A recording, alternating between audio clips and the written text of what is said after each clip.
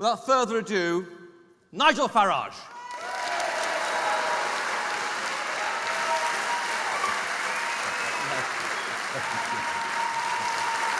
Great stuff.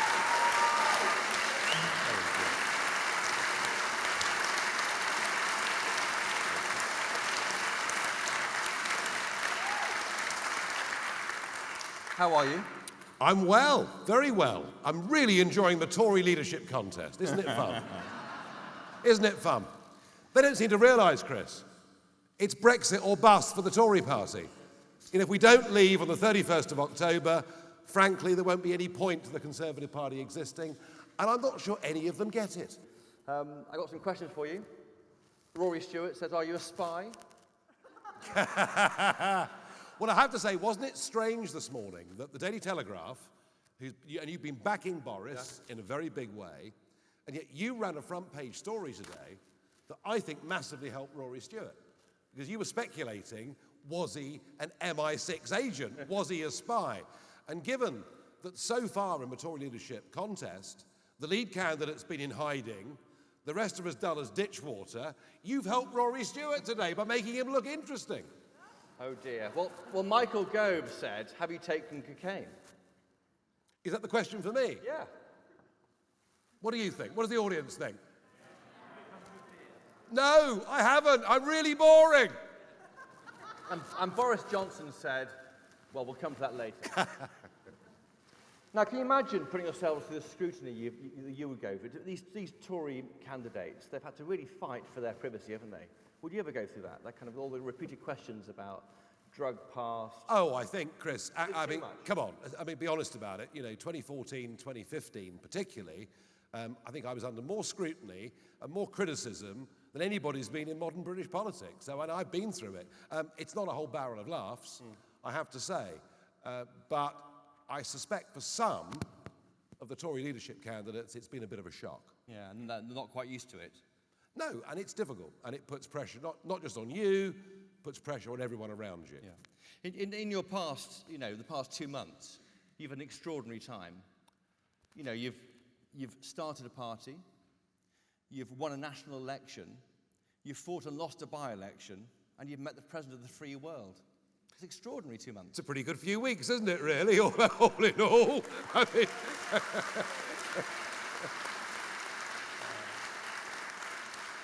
yeah, I mean, I've always said this, and I know that no one believes me, but I did not want to be a career politician. I got into politics because I was driven by this issue. I felt the whole European project was going wrong, not just for us, but for the whole of Europe too. Centralised, undemocratic, and just wrong at every level. So once Brexit had happened, we got the result in the referendum. Article 50 went through the House of Commons with a massive majority. Mrs. May gave her Lancaster House speech. Gosh, that seems a long time ago. Silly me, I believed her. And I thought it was done, and I was happy to step back. What I did say, Chris, was that should sort it out. That's better, okay. What I did say was, if they messed up Brexit, I would come back, and I realised when she came back from Chequers, we had a problem. I realised by Christmas that with this House of Commons, we would never, ever get the Brexit we deserved. And that was why, early in the new year, I got the registration in for the Brexit Party. And there was huge speculation. Would we have to fight the European elections or not? We launched it on the 12th of April. Well, on that, and, there you are. I've got a picture on the screen. It may work. Let's see. I'm hoping this might come on. No, for the first picture, please, of Nigel launching on. That was April the 12th in Coventry. Well, what was that like? I mean, you gave your life to UKIP, didn't you? Well, I did. I mean, 26 years I was in UKIP. I didn't leave it lightly. They'd gone in the wrong direction. It was obvious to me that it was bust. It was finished. So I started this, got it registered in mid-February. It was a virtual party until the first week of April. Yeah. And I called together a close team of people and said, right, let's get ready. I think these European elections are going to happen. And of course, April the 12th was the day it was confirmed that we would fight the European elections. So we booked the factory up in Coventry. We launched it. And to be honest with you, it was a dream. The branding looked right. The messaging was positive, and it was right. We had good people on the stage with us. I think Annunziata Rees-Mogg was the big surprise on that particular day. Jacob's sister. Jacob's sister, who arguably wouldn't have voted for Mrs May's deal on the third time of asking, but hey. Well, we'll come to that later. The launch was great, and what started to happen very, very quickly was that the online traffic around this was enormous. You guys covered it, other people covered it. The BBC, that took you a bit of time, didn't it? The appalling BBC.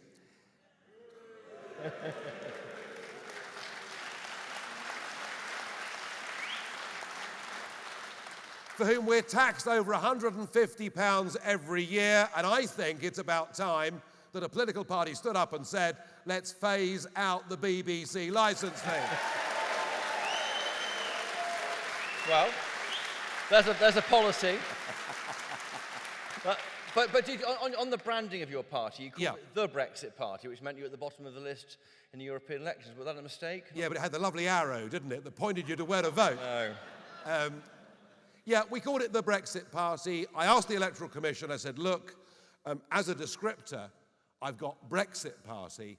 Can we please run as Brexit Party? And guess what our neutral friends from the Electoral Commission said? No. But it doesn't really matter where you are on the ballot paper. We had a very distinctive logo, distinctive name, and Brexit. I mean, the word, it's the most Googled word in the English language. So we were in the right place. And you were against a party called Change, and of course you felt you stood for change, didn't you? Not no, the name, but so really you hoovered up. We took the change agenda. Yeah. We took the change agenda, and Chris, I want to say this about our campaign. It was all positive. It was all let's change politics for good. It was all we can do so much better as a nation. And do you know something? After years of political parties fighting elections on negativity, basically negative campaigns against the other leader, or whatever it may be, after years of squabbling in Westminster, I think the fact we came along and we offered people hope, that, I think, is what they voted for when they voted for the Brexit Let's Party. look at the candidates you hired. You signed up. On April the 24th, you signed Anne Widdecombe. Let's see if we can get her picture up there. Might come up soon. But Anne Widdecombe is the next picture. I mean, she's obviously a former Conservative prisons minister, so there's something about the night about Michael Howard. But you also signed up Claire Fox, who's a former communist. I mean, the fact that you can get Anne Widdecombe and Claire Fox in the same room is extraordinary, isn't it? And No, it isn't extraordinary. It's, with respect, Yeah. It's extraordinary that to those who live and breathe inside SW1 and inside Westminster, who are conditioned to, we've got these two parties, one on the left, well, with Corbyn, quite a long way on the left, and one that says it's on the right, but really is in the centre. And actually, this issue, Brexit, whether we should be an independent, self-governing nation or not, this is the most important political question we've faced as a country for centuries. It crosses all the divides of left and right. So no, I wasn't in the least bit surprised. And that's why outside there's the Marxists are giving out their magazine for the Telegraph, which is extraordinary, but they believe in Brexit. Yeah, I mean, Tony Benn was one of the best exponents of why we should never have joined the common market in the first place. Yeah. I wouldn't have agreed with him on economic policy, but on this vital question I would. And again, part of our success was bringing people together. I mean, a lovely moment. We were at Featherstone, which is in a sort of small mining village in Yorkshire, Featherstone Working Man's Club on a Thursday morning. Bar was open early. It wasn't all bad, I got to tell you. And there were a group of ex-miners and their families, and in walks Anne Widdecombe. Yeah. You know, somebody who 20, 30 years ago would have been lynched, and they cheered her to the rafters, and it shows you the power of the Brexit argument to cross all of those divides. And she called you up. She was on a cruise, wasn't she? Docked at Dover and gave you a ring or something. Yeah, she wasn't cruising. I wouldn't say that about Anne Widdecombe. Crumbs. I'd be careful if I were you, Chris, on that one. It's not 9 p.m. yet, Nigel. She was on a cruise. She was speaking on a cruise. Yeah. She was in the Norwegian fjords. I'd heard her interview by Andrew Pearce on LBC a couple of weeks before. And she said, for the first time in 53 years, I may not vote Conservative. I may vote for the Brexit Party, depending who their candidates are. And never did I imagine for one moment she'd ring up to say, could I please be a candidate? Well, I, of course, accepted immediately. And I have to say, she worked like a Trojan. Yeah. She was all over the United Kingdom. I mean, there isn't much of her. She's about 5'1". Yes. And I tell you something, if my speeches over the years have caused consternation to Herman Van Rompuy and Jean-Claude Juncker, just wait till Anne Widdecombe gets up there. Wow! You,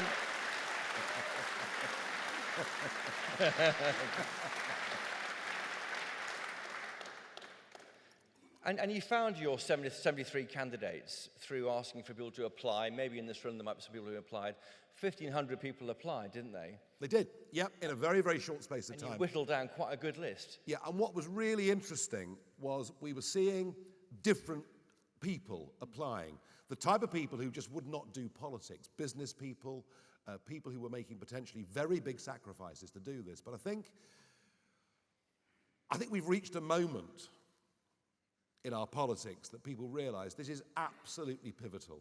How this settles over the next 6 months, year, whatever it may be, is going to determine the future of our country for decades to come. So, Chris, I was thrilled at the caliber of people that came forward. And then, of course, you went onto your battle bus. There should be a photograph next on your battle bus when it comes up. Well, what is it about you and battle buses? You're an old-fashioned campaigner, aren't you?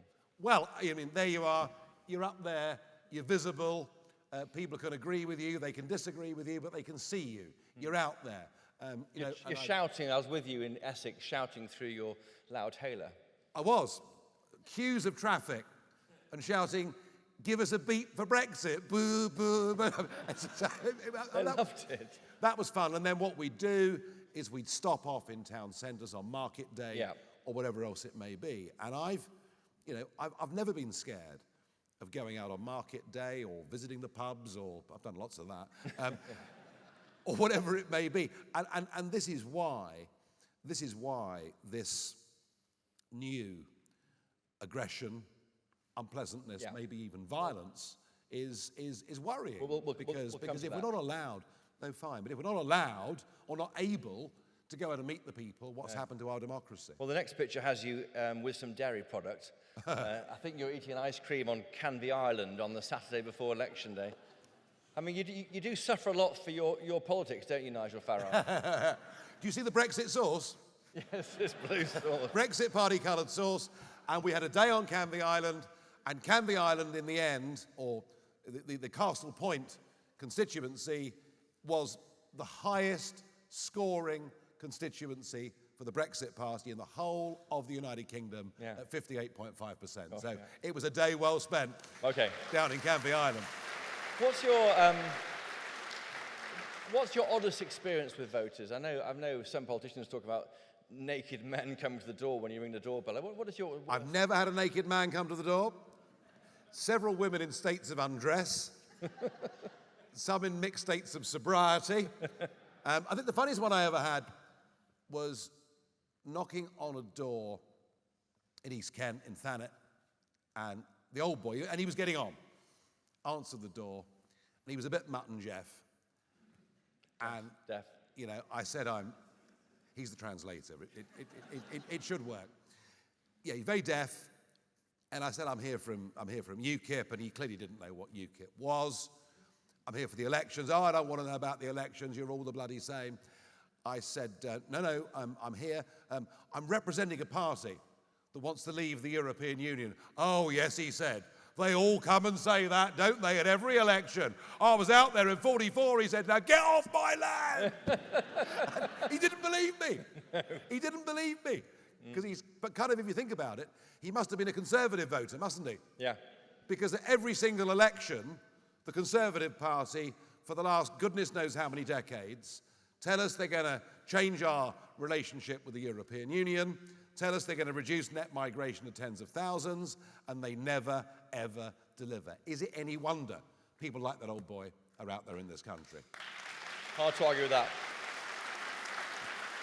Now, on May the 20th, you were milkshaked. Oh, God, yeah. Now, the next picture should show you up in Newcastle. That day you were in Exeter, Newcastle, Bolton, and then across into Lancashire, weren't you? Yeah. What did you think when it happened? I mean, I know it's obviously... The thing is, when we know it's milkshake, people find it funny. It's like gunging a celebrity, isn't it?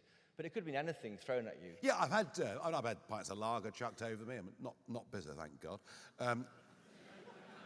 Well, that'd be a waste, wouldn't it? Eurofizz, I don't mind that so much. No, I mean, Chris, I've had all this before, many, many times. Yeah. But, you know, well, you were with me. Well, I was with you afterwards. I met you shortly afterwards. And I did think, for a split second, God, you know, it's milkshake, but it could be something else.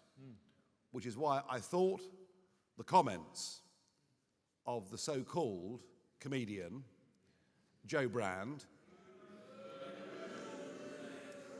on BB, and I'm sick to death of all these overpaid lefties on Radio 4 comedy programs. I really am.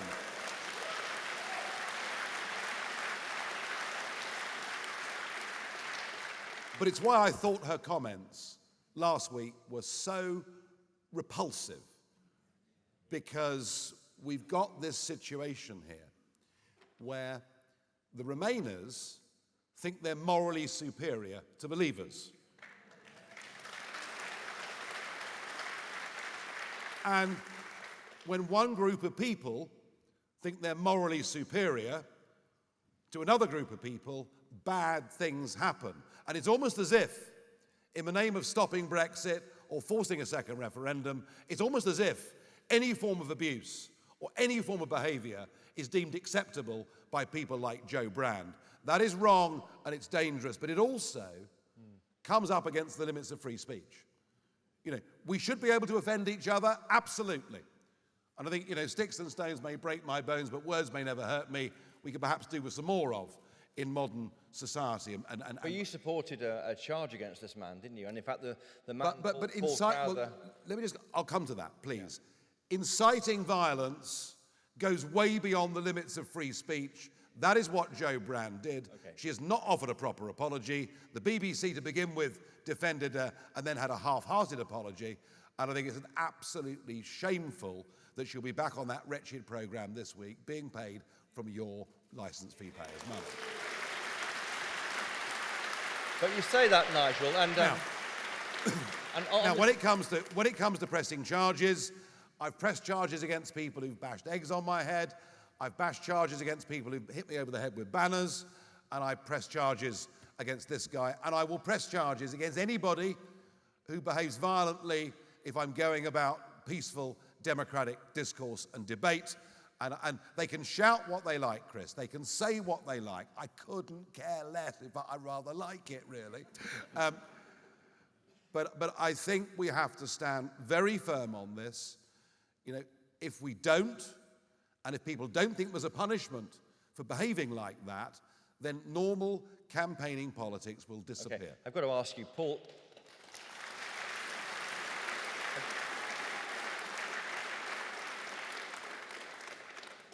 This man, Paul Crowther, was today sentenced to a 12-month community order, 150 hours of unpaid work, £85 victim surcharge, £85 cost, £350 compensation to you for your lapel microphone, better than this one, a suit, distress and inconvenience.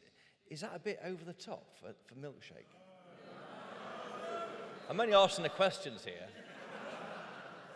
You could ask this lot about public flogging. I think I know what the answer would be. I'm not a judge. It's not for me to say whether it's the right penalty or the wrong penalty. I just hope that it discourages other people from behaving like that, whether it's me or Anna Soubry or whoever else it may be. We need to be able to go out onto the streets, into our market towns, and make these arguments. In fact, the words, Anna...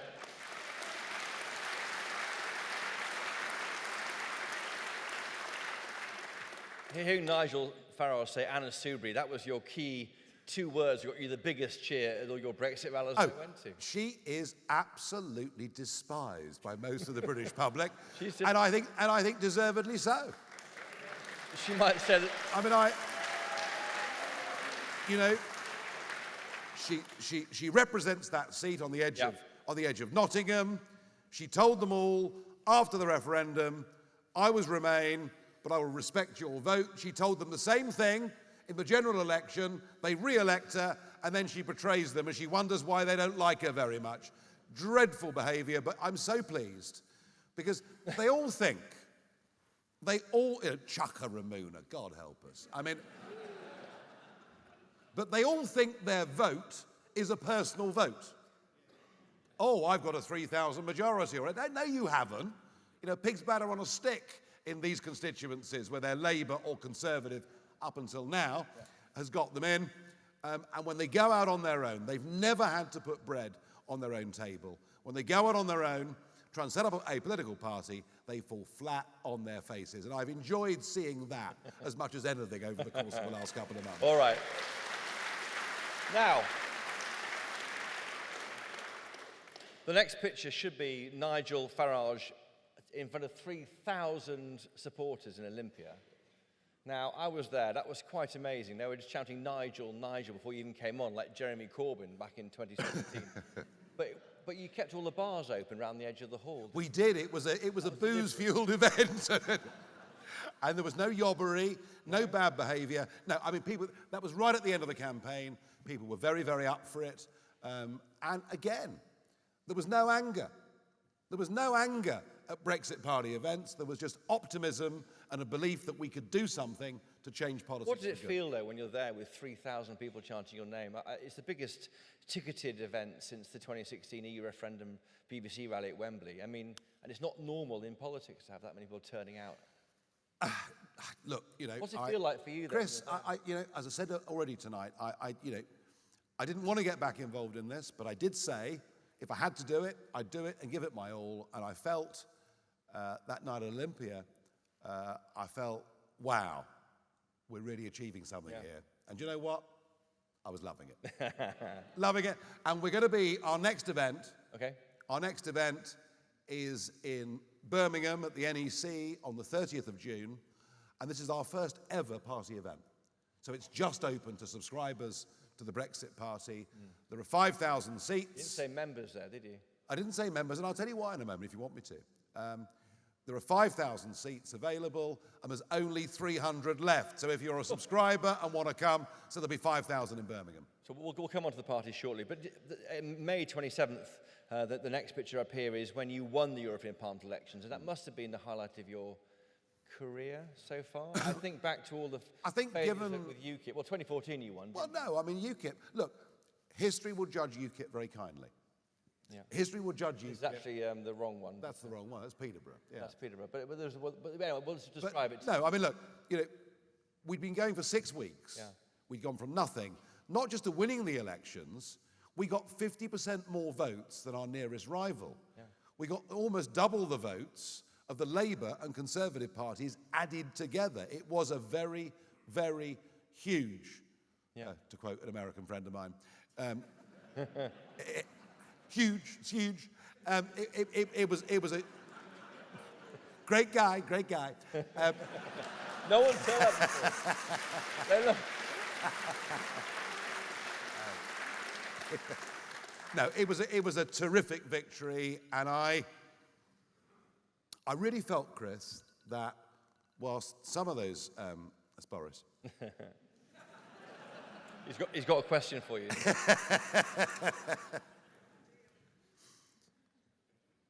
I felt that so many of those people who had voted for us on that night would, if the circumstances are right, stick with us for a general election. And that was an amazing feeling. A feeling that we were now in a very powerful position in British politics. So, listen, it was an amazing 6 weeks. I loved it. I was very, very lucky to have somebody of the calibre of Richard Tice working with me. Yeah, as your chairman. And doing a great job. Great job. You know, and Richard worked all the hours God sent. We worked together very tight as a team. We employed a bunch of kids, almost nobody over the age of 23, because that's where the social media world is. And they're cheap? And I think... You wouldn't say that. Don't let that out of the bag, for God's sake. And I think what we produced with our videos, everything on social media, it had energy, it had vibrancy, it had life. So I mean, listen, Chris, it was an amazing 6 weeks. And you went from there to the Peterborough by-election. There should be a photograph shortly of you with the candidate there, Mike Green, who was very good. You found him on LinkedIn, you know, and he's a millionaire, and he nearly won, didn't he? I mean, yeah, I mean, Peterborough. The problem with Peterborough was this: that I had to focus on the European election. Yeah.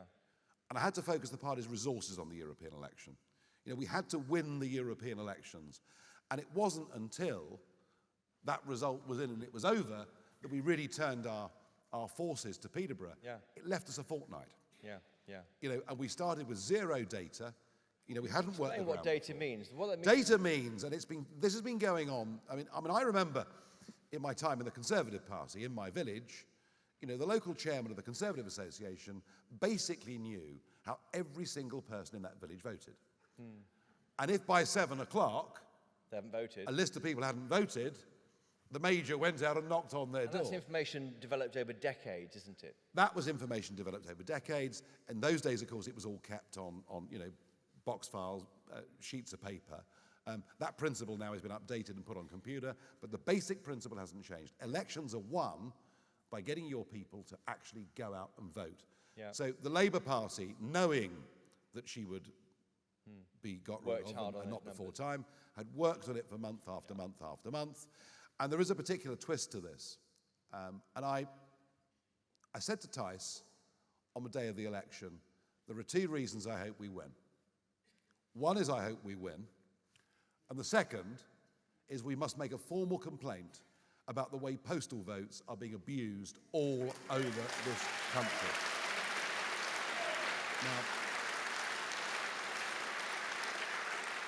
Now, Chris, I've raised the postal vote issue.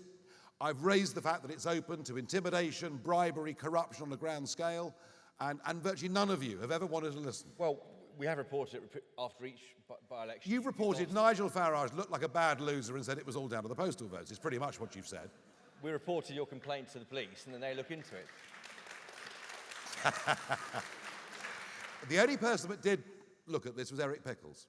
Yeah. And Eric Pickles did come out and say a few years ago it was open to abuse. What's the proportion of votes in Peterborough were 33% of the votes were postal votes. So 1 in 3. 1 in 3. Of those Yeah. And I'm afraid, I mean, intimidation. I have watched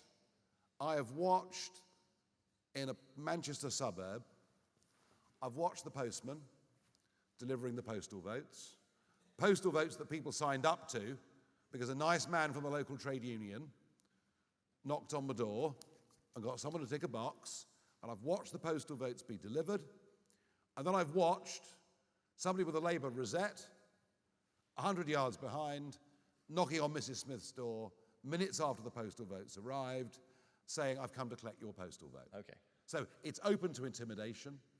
And you can also, how about this? You can register for a postal vote, but ask for the vote to be sent to a different address. It's unbelievable. Okay. And something needs, no, you're not brushing this under the carpet again, I can promise you. I'm not in government. But you... Well, why don't the Daily Telegraph, who, by the way, I think have done a fantastic job over the last few months, you've held solid... We haven't changed on Brexit. You've held solid on Brexit. The Telegraph's been terrific. Absolutely terrific. Terrific. Okay. But a very good campaign for your newspaper Is clearing up. would be to clean up British democracy and get it back to where it used to be. It needs it badly. I'll take it back. There you go. I'll take it back. Okay. Why not?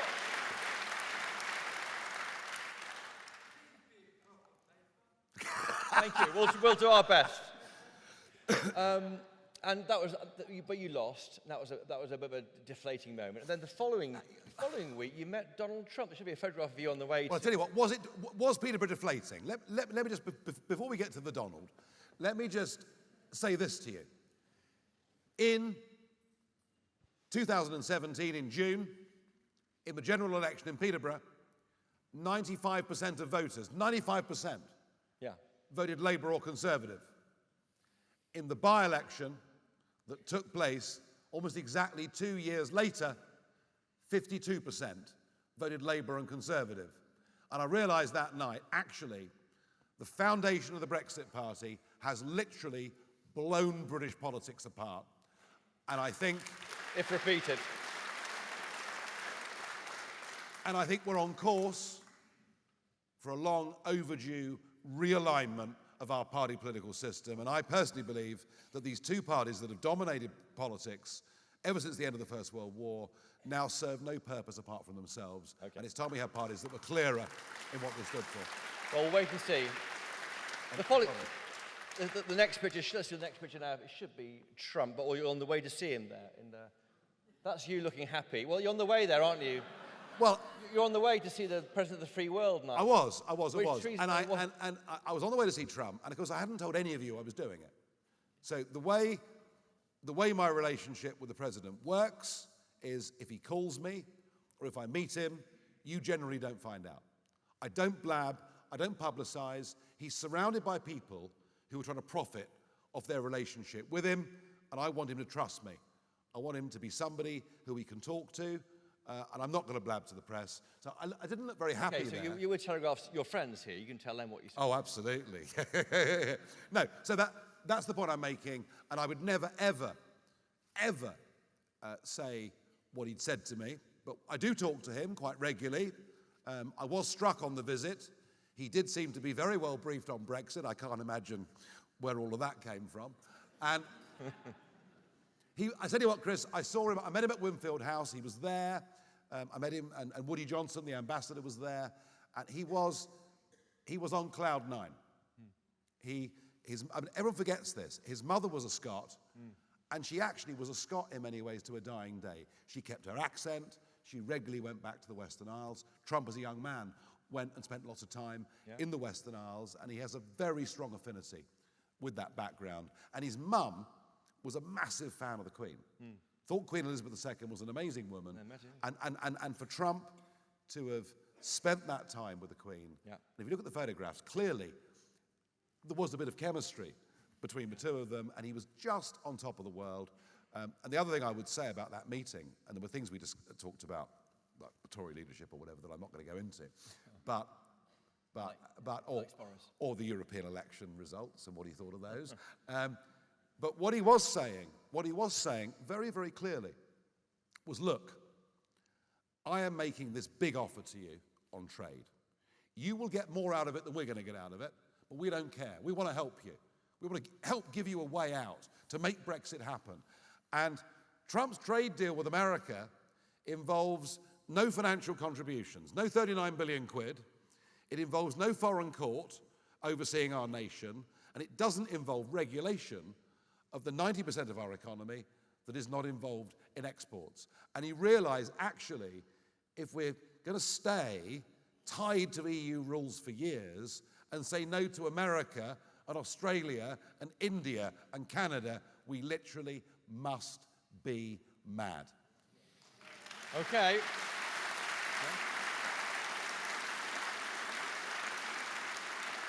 But he is, I have to say, you know, when you're with him, Chris, I mean, he is just larger than life. I mean, he's a quite extraordinary character, and the one thing that's impressed me, well, I've met him a lot of times since he was elected, the one thing that impresses me with him is he's absolutely committed to delivering on the promises he made the American electorate. Yeah. You know, he promised a series of things. He's doing his damnedest to make sure those things are put in place. They will then judge him in the elections in November next year. And what a contrast that is to the so-called manifestos we get from Labour and Conservative parties who say it to get votes and never even intend to carry it out. He's a breath of fresh air in Western democracy, in my view.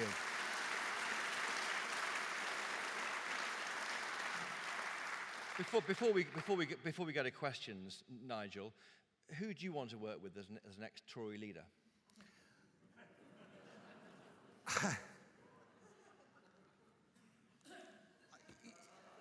Well, Dominic Raab. Chris, That's the one who pulled out tonight. No, he's, yeah, the one Give lever. An answer. There you go, give an answer. The one lever. Well, look, I'll work with anybody. I'll work with the devil. Rory Stewart. I'll work with the devil if they're committed to getting us a genuine Brexit. And a genuine Brexit does not mean handing over 39 billion quid. A genuine Brexit does not mean a 2-year transition period. A genuine Brexit does not being stuck inside the customs union rules, or even partitioning part of our country off to somebody else. And if anybody won that crown and was committed to doing this, I'd work with them and I'd help them. Now, it looks like Boris is going to win, although you never know. No, you don't know. With these things. You know, David Davis was massive odds-on favourite in 2005, and suddenly David Cameron walked onto a stage and spoke without notes and stole the show.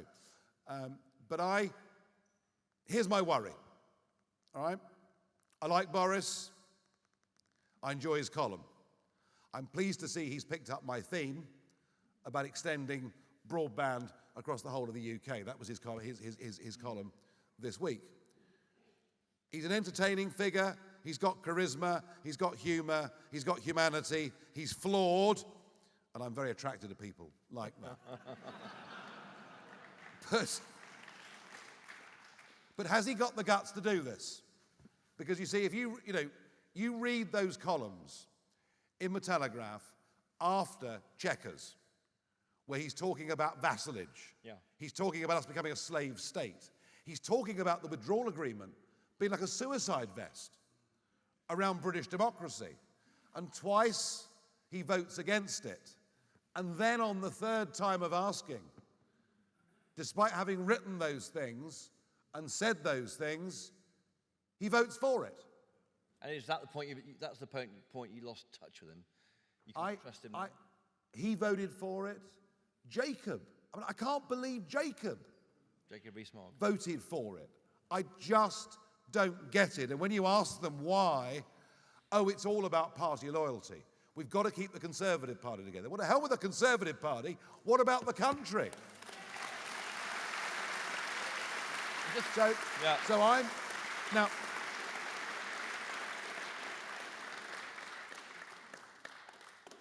If we get Boris the Brave,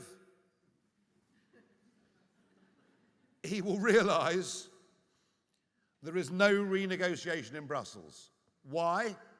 Because by the time the next leader's announced, Brussels is closed. They've gone off to the south of France for 5 or 6 weeks. They'll come back at the end of August, and then this European Commission are on the way out, and a new one's being interviewed and coming in.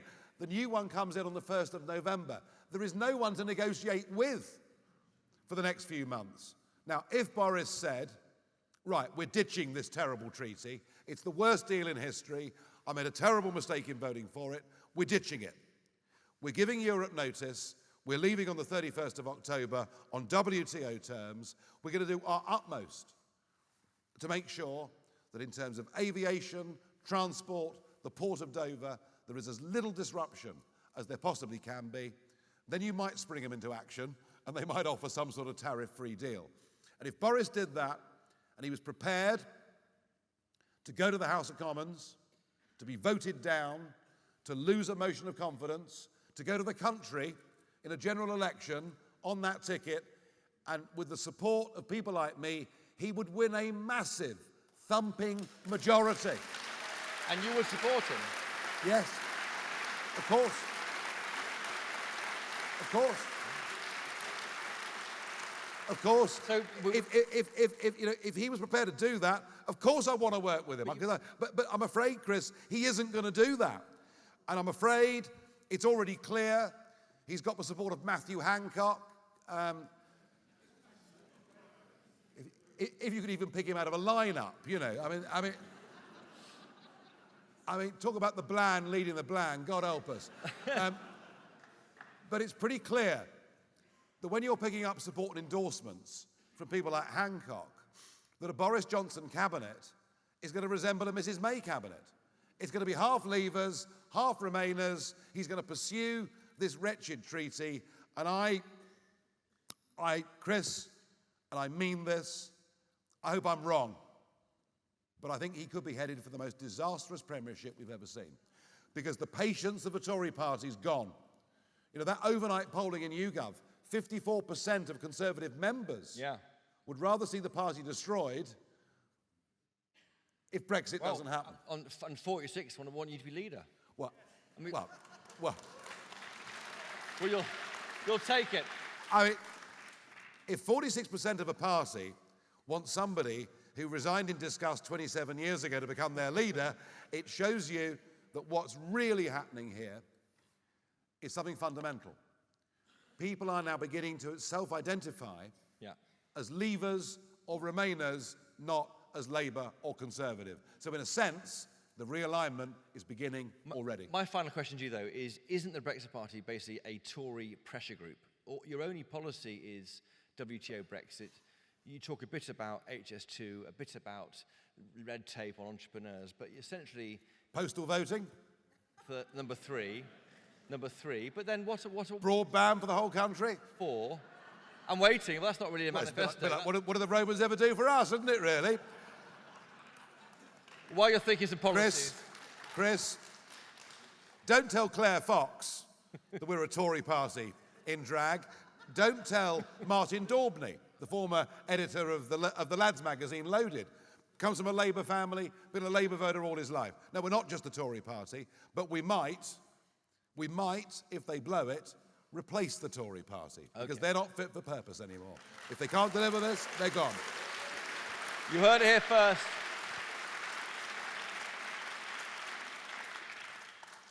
We've got half an hour for questions. Now, please put your hands up and ask. I can't quite see. You can leave the lights up. The lights up a bit in the house, so we can see a bit more. Now, there's a chap there at the end of that row in shirt sleeves with his hand in the air. Please say who you are, sir. Hi there, it's David Walbank from Reigate. First of all, Nigel, thank you so much for leading us through this whole process and being the catalyst that's made Brexit come to a situation where it may happen. I joined your party as soon as I heard you announcing it, but what worries me is that if we came to a general election, you would split the vote of Conservative Brexit members, because I would have voted Conservative otherwise, and then Labour would get in instead. How can you stop that happening? What happened in Peterborough, sir? What happened in Peterborough? Labour got in. A two-horse race, exactly. By voting, forget the cheating, we'll deal with that later, all right? And maybe we will. What happened in Peterborough was this. It was a straight contest between the Brexit Party and Labour. But because too many people voted Conservative, they split our vote. Vote Conservative, get Corbyn, and that's now the case. There are now maybe 100 to 150 seats in this country that are held by Labour MPs but will leave voting seats in the referendum, where the only party that can possibly beat Labour is the Brexit Party. And what could stop this happening is the Conservatives splitting our vote. So, sir, in much of the country, it's now quite the reverse of what you suggested. Why not do a pact? Why not do a pact with the Tory party? Well, if there was a Conservative leader who was committed not just to being Prime Minister, but to delivering a proper Brexit, then maybe we could have that conversation. So, for example, you wouldn't stand against seats in the south or safe Brexiteer seats, and then they wouldn't stand in Labour seats in the north. How about that? I don't trust the Tory party one little bit. I was told 108 times by Mrs May we were leaving the European Union on the 29th of March. I'm now being told by Boris Johnson we're leaving the European Union on the 31st of October. I'll believe it when I see it. But, as I said earlier, if he has the guts to be prepared, to be voted down by Parliament, to call an election on a clean break Brexit, then I would suggest to our questioner from Reigate that logically there would be a deal that could be done, and in those circumstances, Boris would come back with a massive, massive majority. Simple as that. Okay.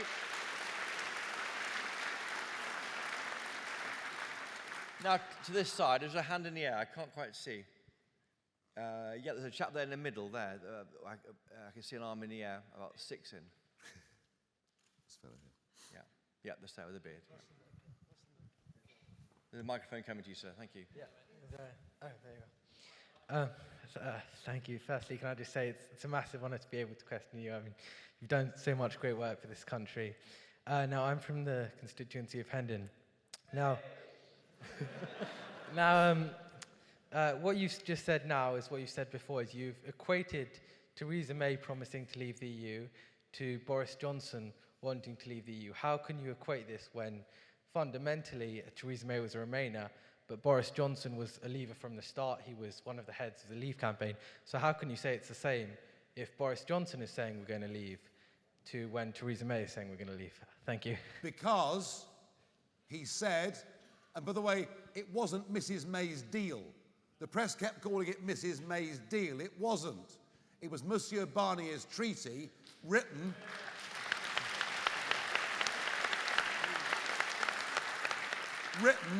with Frau Merkel looking over his shoulder, all right? I mean, that's what that treaty was.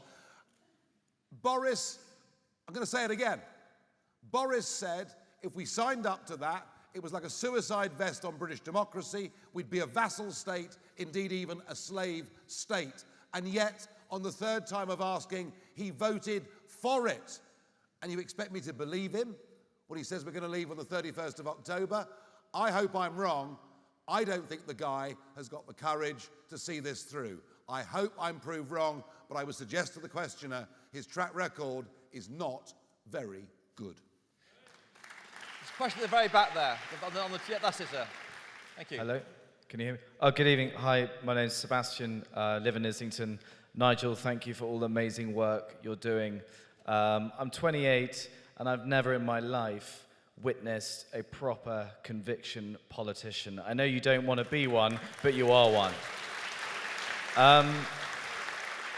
Just a couple of things. Yeah, so I think what we're talking about is democracy, really, isn't it? And people getting bogged down in details like no deal and all of that. It's just an opportunity to continue to try and trip up the Leave sort of campaign. Are you at all surprised at almost half the country clearly isn't that interested in democracy or would prefer to be part of an undemocratic union? Thank you. I think it depends how you ask the question. You know, you can do a lot of things with polling, depending how you ask the question.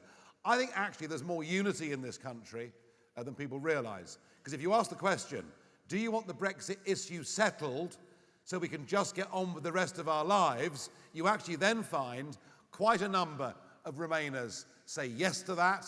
I've also noticed a lot of the polling that suggests it's still 50-50, it's commissioned by Alistair Campbell and people like him, and it's pretty dubious samples. Look, for civilized democracy to function, you have to have the loser's consent. And the problem here is that in the aftermath of the referendum, many senior figures in British public life, from John Major to Tony Blair to Nick Clegg and many, many others, and I said that quickly so you couldn't boo them all one by one. Anna Soubry, all right, go on, have a go. And the trouble is, so many figures in public life, and I would suggest, sir, so many sections of the media tried to invalidate that result by saying it was achieved by cheating, by saying it was achieved by Russian funding. That is why there are still so many people that think we shouldn't leave the European Union. The Leavers did not consent to our victory. But don't worry, because we're going to get there. Even if there was a second referendum, we'd win it by a much bigger margin than we did last time round. Okay. But I still think this Parliament would not give us a clean break Brexit. We need different men and women in that Parliament in Westminster who believe in democracy. Nigel, would you, if you had lost 52-48, would you have gone fishing? If we'd lost 52-48, there would have been some unreconciled to it, but the reality is there wouldn't even be a debate about it. There wouldn't even be a debate about it, and if I was to spend all my time complaining about it, I'd be whistling in the wind. I'd have got nowhere. the issue would have been dead, Chris, for 10 or 20 years or more. And that's the reality. And look, it's happening everywhere. It's happening in America. Yeah. The same phenomenon in America. Large sections of the American media and the Democrats just don't accept the validity of this president. But as I say, I think the Leave voters are more united, stronger than they ever were before. There are genuine Democrats on the Remain side who would support us next time round. And in America, Trump will win in November 2020 by an even bigger margin than he did last time. You said... Say your name, please, sir. Anthony Gould. Nigel, first of all, I just want to thank you because a lot of people have forgotten you almost lost your life in a helicopter crash for this cause, and I really admire you coming back again after that.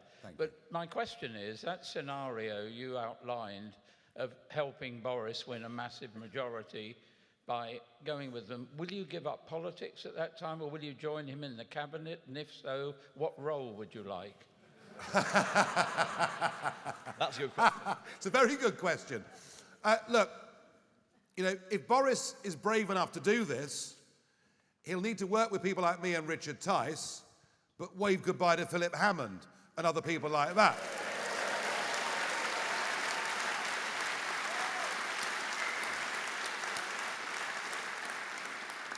I would do whatever it took, for however long it took, to get Brexit over the line, for us to turn the corner, to establish a new status quo. Do you know something? I am so bullish about Brexit, about our economy, about the prospects for small business, the prospects for international trade. I'm really excited about it, and if I can help with that process, I'd do so. Formally, informally, I'd take whatever job I could to make this happen, and for us to look back in 100, 200 years' time and say, the only extraordinary thing about Brexit was it didn't happen sooner.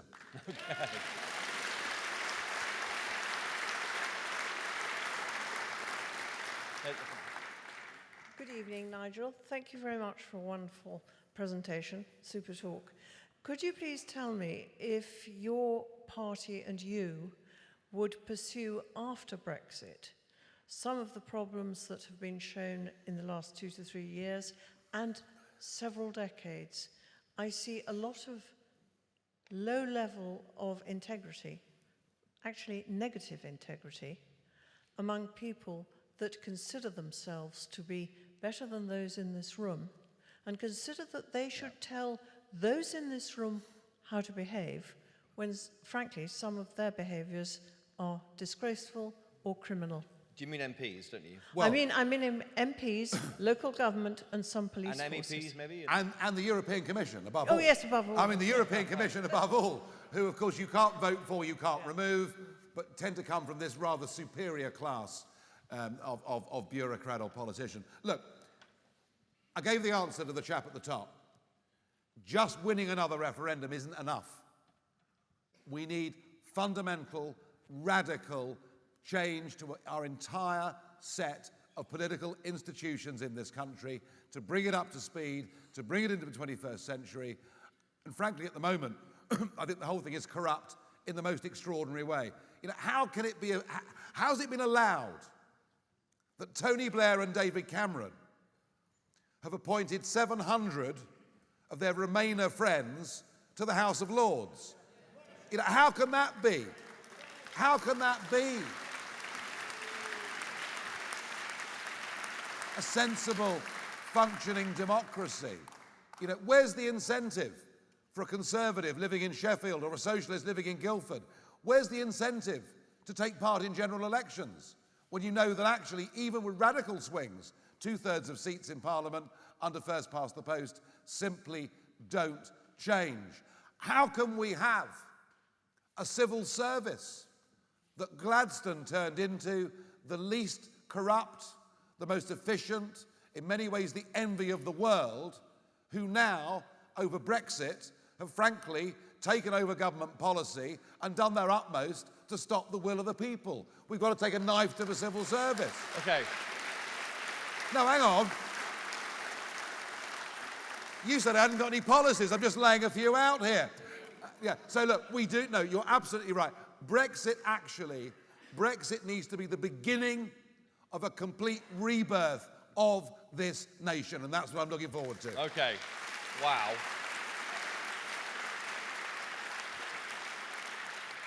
Just talking of rebirth, I can see some students in the audience there. One's got a hand in the air. Yes, there. Well, a young person's question. Hi, Mr. Farage. My name's Maddie Evans. I'm 17. I know it's very difficult for you, but I would like to ask you just for 1 minute to forget Brexit. You've denied the science before, but climate change is going to be irreversible by 2030. And I would really like to know how you are going to use your platform to help save our planet, which is infinitely more important than Brexit. Okay, climate change. Well, look, it's worth remembering one thing. We as a nation now produce 1.8% of global CO2. It is almost insignificant compared to what is being pumped out by India, China, and to a lesser extent, America. Now, if you think unilateralism is the right route, if you think we unilaterally just close down the whole of British industry so we can reach zero net carbon emissions by 2050, well, that's fine. But I tell you what, it'll make us a much poorer country. It'll do nothing to save the planet if you're worried about CO2. So I think we've got to be sensible about this. If we're really worried about carbon, we have to do this on a global, not even a European basis changes anything. We've got to do it on a global basis. What I don't like to see are huge sums of money being transformed from relatively poor people through their energy bills and given to rich landowners for siting wind turbines on their land. I don't like to see that at all. I'm far from being unconcerned about the environment. I was Green way before the Green Party even came into existence. I even voted Green in the European elections of 1989 when they were actually a very Eurosceptic, very sensible party, trying to encourage local production, things like that. So I'm concerned. I'm concerned about our environment. Yeah, I'm concerned about plastic. I'm concerned about many of these things. But if we unilaterally decide that we're going to cut our carbon emissions to zero, whilst the Chinese are still building 2 new coal-fired power stations every single month, we will have committed an incredible act of self-harm for virtually zero global benefit.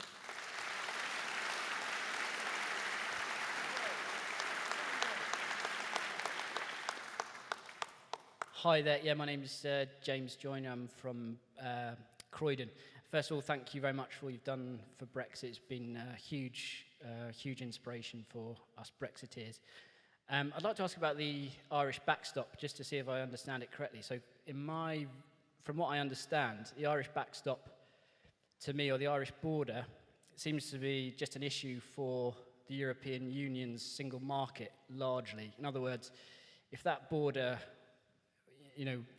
after we left and that border didn't work terribly well for whatever reason, in other words, it was fairly porous or there was goods going across that weren't being checked, that would largely be an issue for the single market of the European Union and not in fact, I'll speed up. It's complicated, I know. Not in fact that bad for the UK's economy. Is that correct, or am I missing something big?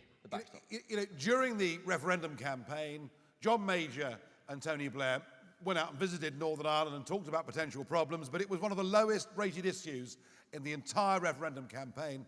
Suddenly, on the 8th of December, 2017, to meet an ultimatum set by Monsieur Barnier, Theresa May left Downing Street at 4:15 in the morning and flew over to meet him. Can you imagine that? The leader of our country dancing to the tune of a foreign bureaucrat. It's beyond belief. Beyond belief. I mean, God knows what those old boys that went back to Normandy the other day would make of that in terms of our country and who we are in the world. And that was the day she signed up to the backstop. That was the day Barnier got her into a checkmate position. We'd agreed there was an insoluble problem, and that was it. We were, frankly, technical term, we were knackered from that point on. Here's the reality. Today, across that border, there's a different income tax rate. There are different excise duties on tobacco and alcohol and other things, different corporation tax rates. Oh, I almost forgot, a different currency. All that leaving with no deal would mean is there'd be some tariff. But given that we have trusted trader schemes, and apart from smugglers who could exist anyway, we know what's going on, there's no issue. As you say, the only potential issue is single market conformity. But on the day we leave the European Union, we've had 45 years of single market conformity. In fact, when I go to the Mediterranean and look at their conformity with the single market, I think we've conformed rather more than they have over the course of the last 45 years. Just not an issue. Yeah. Okay. It's the man at the very back. Good evening. My name is Michael Turnbull. I come from Buckinghamshire. It's not my fault. Somebody has to. So does John Bercow. I have one question. I have a question that I hope Nigel will respond to, but also, as a side issue, the Telegraph. I'd like to know who on the Brexit team I can speak to that has got the information to stand against Project Fear. Nobody's telling us a damn thing about what's been negotiated, signed off, is ready to be negotiated and signed off, or any of this stuff. Project Fear just running away with it. Well, in terms of negotiations, there are two things that strike me. Number one, there is no renegotiation with the European Union. They will not change that treaty. Barnier walks around with it leather-bound under his arm. He's proud of it.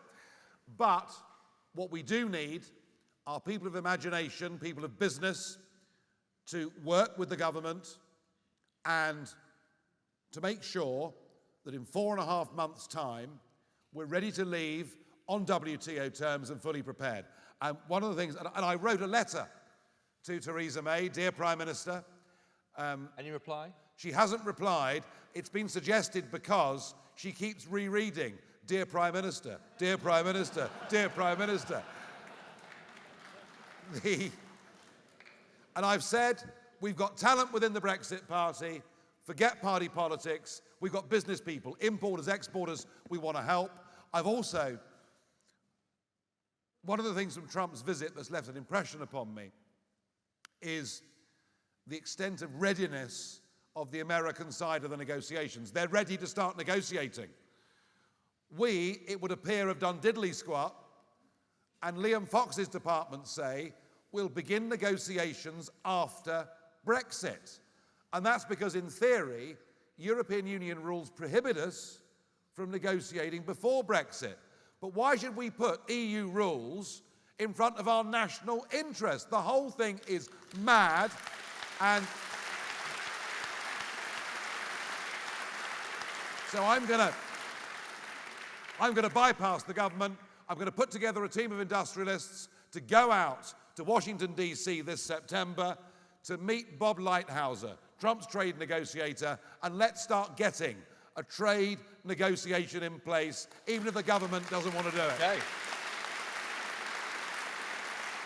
The very back there. Ian Gregory from Westminster. The BBC, what proportion, Nigel, of their journalists do you think voted Remain in the referendum? And what I would say 99%. The only leaver was Andrew Neil, and he's retiring, is what I'd say. There's a supplementary to this. What advice would you give to pensioners over the age of 75 come next summer when they're confronted with a licence fee? I've just been re-elected as an MEP, and I'm told that lawmakers can't be law breakers. So I wouldn't say to you, the hell with them, see if they'll put you in prison. That would be wrong, wouldn't it? Absolutely wrong to even suggest it. I just think rather than charging people more for the BBC, we should be charging people less for the BBC. I think that this license fee makes them inefficient, and we now are living in a pay pay-per-view world, just as many of you in here as Telegraph subscribers pay for what you want to see online. It's the same. The BBC is anachronistic. It is, I'm afraid, politically biased right to the very top of the corporation. Its behaviour since Brexit has been a disgrace. And I have to say, I'm more than happy to be asked tough questions. But to appear 3 weeks into the campaign, only a couple of weeks to go, leading the opinion polls on a Sunday morning programme with a chap called Andrew Marr, and not to be asked a single question about how we set the party up, why millions of people watching online, why huge numbers of people were paying their 25 quids and subscribing. All he kept doing was putting forward a series of quotes or misquotes of things I'd said many, many years before. And halfway through that interview, I thought to myself, do you know what? I'm going to ruin your Sunday morning. And that's what I did by just questioning and parodying the whole thing. I didn't walk out in disgust because that would have been losing. But that said to me all I needed to know about the BBC. The licence fee needs to be phased out over the course of a few years. It is not fit for purpose anymore. Quick one. You, sir, the final question. Hi, Nigel. I'm Richard. I vote in this constituency over here. I've been watching your videos for 10 years, and I think you're fantastic. However, I think over that time, more people have seen you, and you've become better well known, and the Vote Leave movement, and even yourself, has become quite divisive. This is a friendly room here. However, as leader of the Brexit Party and a man on your platform, how will you try to unite the country once Brexit is over? Well, look, you can call me divisive if you want to, but you can also call me quite effective, couldn't you? You know, if I'd chosen not to be divisive and not to get involved in politics, I'm going to say this, there wouldn't even have been a referendum if I hadn't done what I'd done. You know, so... True. And some of the posh Tory leavers don't like me. Oh, some people can't stand Nigel Farage. Yeah, they're Liberal Democrats. They weren't going to vote Leave anyway. Look, I think the answer to that is we have to force a new status quo. We have to deliver the will of the British people. We voted for this in a referendum. We voted for it again in a general election when we were promised that both parties were delivered, and we then in the European election made the party that wanted to leave the top party. And in Peterborough, us and the Tories got over 50% of the vote. Shame they split our vote the way in which they did. And once we do this, once it's over, once people can see we've got a better future, the country will unite, and those that want to campaign to re-enter the European Union will have absolutely zero prospect of us joining this appalling, centralised, undemocratic, over-regulated, awful club. And I just hope that our leaving this union, the country coming behind the new status quo, I hope it's not just us. I want Europe to leave the European Union. Let's have a Europe of nation states and be friends.